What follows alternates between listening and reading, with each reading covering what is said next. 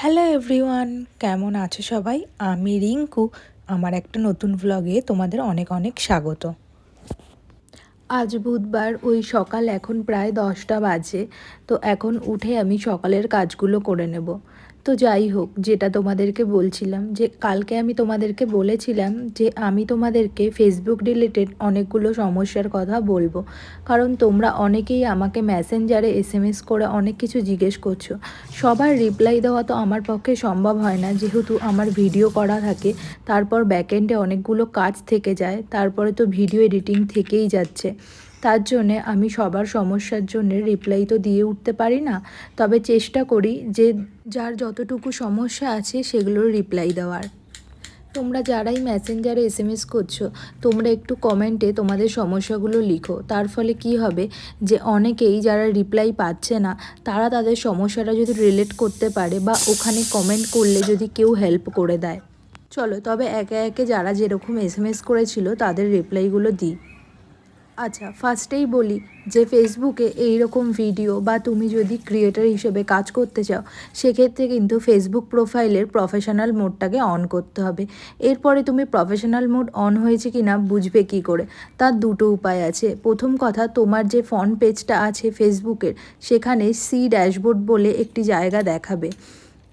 আর second সেটা হচ্ছে তোমার যে ফ্রেন্ডসগুলো ছিল তারা ফলোয়ার হয়ে যাবে। তো ফেসবুকের যে অ্যাবাউট সেকশনটা খোলার জন্য আমরা যে পেজটা ওপেন করি, সেখানে তোমার প্রফেশনাল ড্যাশবোর্ড যেরকম দেখাবে, মানে সি ড্যাশবোর্ড, আর সেখানে ফলোয়ার আর ফলোয়িং অপশানটা শো করবে। এখন ফেসবুকে ইনকাম করার অনেকগুলো নতুন নিয়ম এসে। আগে যেমন তোমার 60,000 মিনিট আর 10,000 ফলোয়ার লাগতো, এখন কিন্তু আর তেমন নেই। এখন 5,000 ফলোয়ার হলেই তোমার মনিটাইজেশন বাটন অন হয়ে যায়। আর ফেসবুকে এখন আবার নতুন করে স্টার সেটআপ, বোনাস প্রোগ্রাম, এগুলো নতুন অ্যাড হয়েছে। তবে বোনাস প্রোগ্রামটা একদম নতুন, এর ফলে কিন্তু অনেক এক্সট্রা ইনকাম করা যায় ফেসবুক থেকে।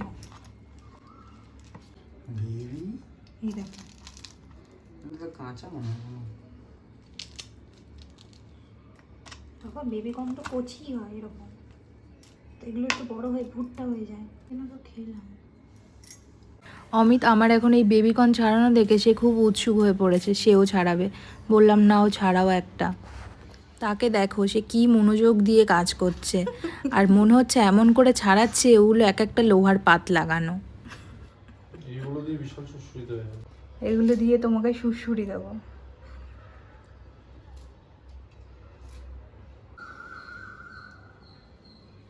ঠিক আছে, রেখে দাও। 4টে বেবিকর্ন ছাড়িয়ে দেখো এতগুলো খোসা বেরিয়েছে। আর জানো তো, বেবিকর্নগুলো ছাড়ানোর সময় আমার কিন্তু ভীষণ হিংসা হচ্ছিল ওদের দেখে। এই ছোট ছোট বেবিকর্ন, তাদের নাকি এত হেয়ার, আর আমার মাথায় দেখো এত বড় মানুষটা আমি, আমার মাথায় সব চুল ঝরে যাচ্ছে।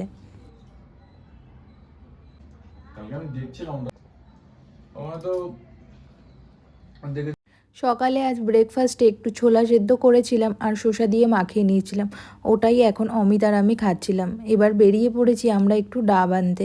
কয়েকদিন ধরেই ভাবছি ডাব আনবো, বিগ বাস্কেটে অর্ডার করেছিলাম, কিন্তু দামটা অনেকটাই বেশি দেখাচ্ছে। এখানে আগে ডাবের দাম 30 টাকা ছিল, সেখানে এখন আবার 50 টাকা হয়েছে। বাইরে যেহেতু জিনিসপত্রের দাম বেড়েছে, কিন্তু এই বিগ বাস্কেটে দেখাচ্ছিল 64 টাকা। তাই ভাবলাম বাইরে থেকে গিয়েই আনবো, ঘরের কাছে একদম হাতের কাছে পাওয়া যায়, সুতরাং বিগ বাস্কেট থেকে এতটা দাম দিয়ে আনাটা উচিত হবে না। চলো, আচ্ছা চলো, এবার পার্টিকুলারলি যেগুলো নিয়ে কোয়ারি করেছিলে সেগুলো বলা শুরু করি। ফেসবুক পেজের ওপর কাজ করবে নাকি নিজের প্রোফাইলটাকে প্রফেশনাল মোড অন করে কাজ করবে? সেক্ষেত্রে বলবো দুটোই ভালো। নিজের প্রোফাইলটায় যেহেতু আমরা ফেসবুক সবাই কম বেশি করে থাকি, তো একটা রিচ থেকেই যায়, আর ফ্রেন্ডসগুলো ফলোয়ারে পরিণত হয়, সেক্ষেত্রে চ্যালেঞ্জ বা ফলোয়ার বাড়াতে খুব একটা অসুবিধা হয় না। যেহেতু জানোই আমরা মেইন প্রোফাইলে অনেক অনেক মানুষকে ফ্রেন্ড রিকোয়েস্ট পাঠাই আর ফ্রেন্ড রিকোয়েস্ট অ্যাকসেপ্টও করে থাকি, তো 5,000 ফলোয়ার হওয়া পর্যন্ত সেটা তো একটা সুবিধা হয়। তবে যারা পেজের ওপর কাজ করছো তাদের ক্ষেত্রেও সুবিধা হয়, তারা ইনভিটেশন দিলে সেক্ষেত্রে অনেকেই অ্যাকসেপ্ট করে, তবে অনেকেই অ্যাকসেপ্ট করতে চায় না, সেটা একটা সমস্যা। তবে হ্যাঁ, দুটোর ক্ষেত্রেই ভালোই হয়। পেজে শুধু প্রথম থেকে আবার শুরু করতে হয়, প্রোফাইলের ক্ষেত্রে ওই ফ্রেন্ডসরা ফলোয়ার হয়ে থাকে, সেক্ষেত্রে তোমার ভিডিও বা তুমি যেগুলো দিচ্ছ সেগুলো দেখতে সুবিধা হয়। তবে পেজে যেগুলোই দিচ্ছ না কেন সেগুলো নিজের প্রোফাইলে শেয়ার করলে সেক্ষেত্রে কিন্তু সুবিধা হয়ে থাকে। আচ্ছা, এবারে বলি যে তোমরা অনেকেই বলছো যে তোমরা হয়তো তোমাদের একটা আলাদা নিশের ওপর কাজ করতে, তো এখন তোমরা ভাবছো অন্য একটা নিশের ওপরে কাজ করবে। আচ্ছা, প্রথমে বলি যে নিশ কি। নিশ হচ্ছে যেরকম আমি ডেলি ভ্লগের ওপর কাজ করি, অনেকে হয়তো টেক ভিডিওর ওপর কাজ করে, আবার কেউ কেউ মেকআপ আর্টিস্ট, সে শুধু মেকআপ রিলেটেড ভিডিওই দেয়। তো সেক্ষেত্রে এগুলো হচ্ছে পার্টিকুলারলি নিশ। কেউ কেউ আবার কুকিং ভিডিওও দেয়, তোমরা জানো। তবে একটা পার্টিকুলারলি নিশের ওপর কাজ করলে কি হয়, ফেসবুক যখন রেকমেন্ড করে তোমার প্রোফাইলটা, সেক্ষেত্রে অনেক বেনিফিট পাওয়া যায়।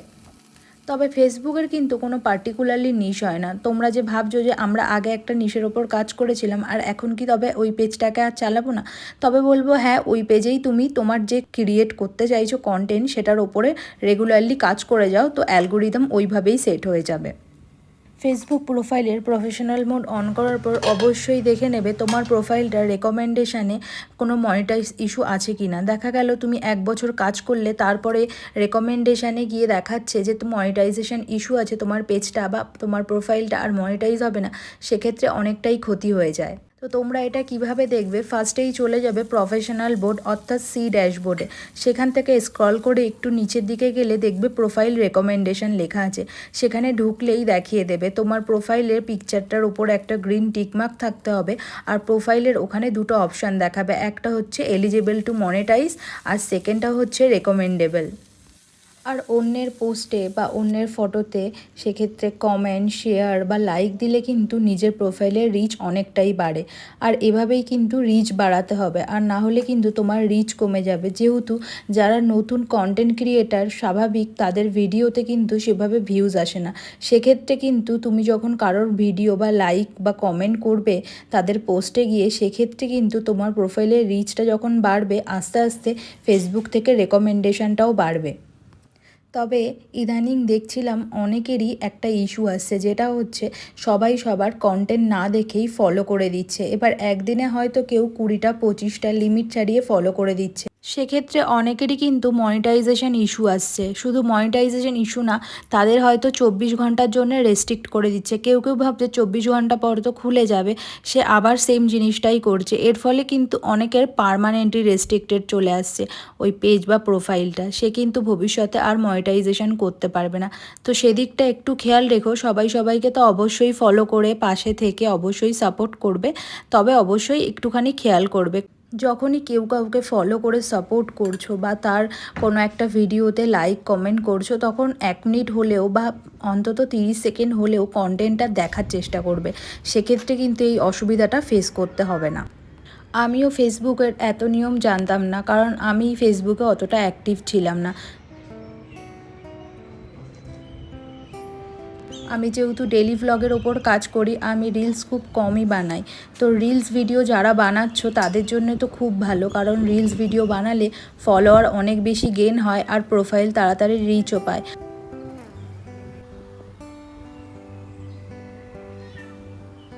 এখন তো প্রায় দিনই এই দুপুরের এই টাইমটাতে মেঘ করে এসে বৃষ্টি হচ্ছে।